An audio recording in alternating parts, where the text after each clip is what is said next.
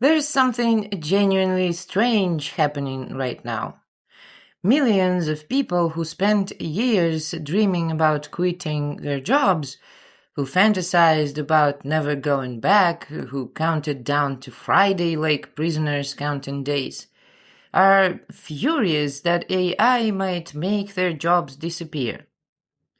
They're signing petitions, writing op-eds, going on television to talk about the crisis of automation with the exact same energy they used to spend complaining that their boss is a moron and their work is bullshit. Something doesn't add up. Of course, there's economic anxiety, which is real. People need income.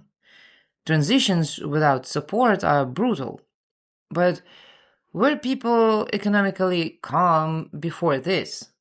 Were they peacefully living inside secure, generous, dignified systems that protected their time, their bodies, their attention, their future? Or were they already terrified of rent, debt, medical bills, layoffs, bosses, performance reviews, inflation, burnout, and the possibility that one bad month could collapse their entire life? I know that fear very well, the fear of having nothing to eat and nowhere to live. But the emotional core of a lot of anti-AI sentiment isn't just economic anxiety. Economic anxiety would sound like we need different income structures. But much of what we're seeing sounds like attachment to the specific form of arrangement, to the office, to the title, the meeting, the role, to the identity that was rented from the organization and is now at risk of being returned. Here's what's actually going on. You were probably never upset about losing the job. Most people won't shed a tear if they're told they won't see their beloved office cage ever again. You're upset about losing the story you told yourself about the job. The story where the suffering was voluntary, where you showed up every morning because you chose to, because you're responsible, because you're building something. Automation doesn't just threaten your income, it threatens the narrative that made the whole arrangement feel dignified. Let's be precise about what work actually was. Not what you were told it was, what it mechanically did to your life. You gave roughly a third of your waking hours to an organization that owned the results of that time. You got money back in exchange, enough to cover the cost of being alive and functional enough to show up tomorrow.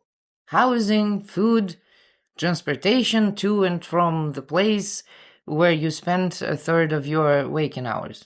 The math is tighter than it looks. For most people, it's not accumulation, it's maintenance.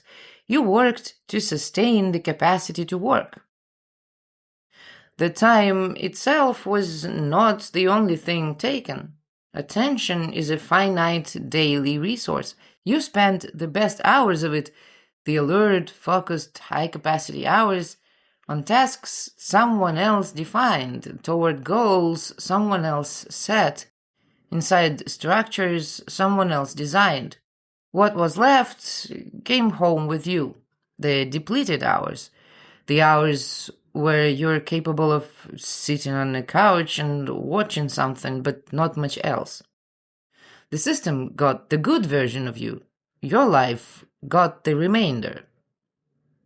And for this arrangement, for this specific deal, you were told to be grateful, because unemployment is terrifying, because other people have it worse, because at least it's stable. The gratitude wasn't incidental to the deal, it was structurally required. A person who understands what's being extracted from them is significantly harder to manage than a person who feels lucky. Now AI shows up, and suddenly the conversation is about what you're losing. but you already lost it. You lost it every Monday morning for 20 years.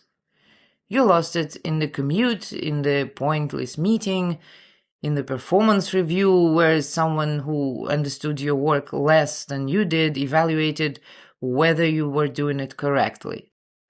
You lost it in the email you sent at 11 p.m. because boundary between your time and work time had been so thoroughly dissolved that you genuinely couldn't locate where one ended and the other began. The loss already happened. It happened continuously, incrementally, in units too small to feel like theft. The grief about AI is real, I'm not dismissing it, but it's misattributed. You're not grieving the job, you're grieving the decades you spent inside it. And the timing is interesting. The grief arrives now when there's a clear external cause to point at. When there's something to be angry at that isn't the system you participated in for 20 years without naming what it was. Because naming it while you're still inside it is almost neurologically impossible. The mind that depends on a structure for survival cannot simultaneously analyze that structure as a threat. That's just how dependence works. A fish doesn't spend a lot of time bitching about water. So the office workers who are loudest right now, who post the most, who frame this as a moral catastrophe, who talk about AI like it's a predator that broke into their house, they're not wrong that something was taken. They're wrong about the timeline. The predator has been living in the house for decades. It just changed its face. Here's the thing that reveals the actual mechanics. Almost nobody in the mainstream conversation was making this noise about what work was doing to them before AI became the explanation. The same people now describing their jobs as meaningful contributions to society and the sources of human dignity were 5 years ago sending each other memes about hating Mondays, drinking wine to cope with Tuesday, and treating Friday afternoon like a prison release. The ambivalence was publicly performed for years. What changed is the availability of an external cause for the discomfort of that experience. The system doesn't just extract your time and attention. It installs the interpretation of that extraction. It provides the story that makes the arrangement feel chosen rather than coerced.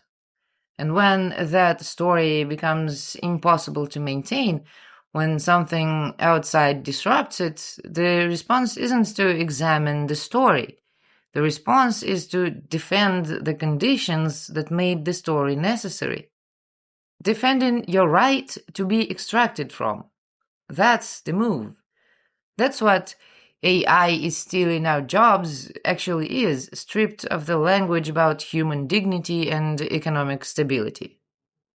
Speaking of which, I don't think the likely endgame is simply mass starvation in the streets. Not because the system is merciful, because that level of collapse becomes dangerous to the system itself. When job loss becomes large enough to be a political problem, the system will have to find a way to patch it. Basic income, subsidies, some rebranding of the arrangement, because a large population of angry people with nothing to lose is the one thing the system is actually designed to prevent. The patch will still be extraction. The terms will still be set by someone else. But the floor will exist because without it, the whole structure collapses, and that is not in anyone's interest who currently benefits from it. These are genuine problems that require structural solutions, none of which involve stopping the automation. Identity is the part worth examining. When what you do and who you are become the same thing when the job title fills in the blank where a person used to be, then the job disappearing feels like dying. Not metaphorically. The cognitive structure of selfhood is genuinely threatened. And from inside that threat, defending the job feels like self-defense. It is self-defense, just not of a self that was ever really yours. The system built this architecture deliberately. An identity tied to your economic function is an identity that keeps you economically functional. You don't need supervision when you've internalized the supervisor. You don't need a cage when the cage is who you think you are. So, what's actually being mourned, if you trace it all the way down, is the loss of prison that had become home. Not because the prison was good, because it was the only space in which you'd been given a coherent self to inhabit. That's not nothing. That's actually devastating. But the answer to that devastation isn't to rebuild the prison. It's to figure out what was underneath it, what wanted to exist before the system gave you a function and called it alive. That question for most people is completely terrifying. More terrifying than the job loss, because at least the job told you who you were. AI didn't take anything that wasn't already gone. It just made the absence visible. This humble analytical work is supported by people who find it useful. My books are available on Amazon and on my website. If you'd like to watch my videos without ads, join my Patreon. You can also buy me a beer through PayPal. All links are in the description. Big thanks to everyone who supports my work so I can have a bit less economic anxiety. In which you'd been given... Да, блядь.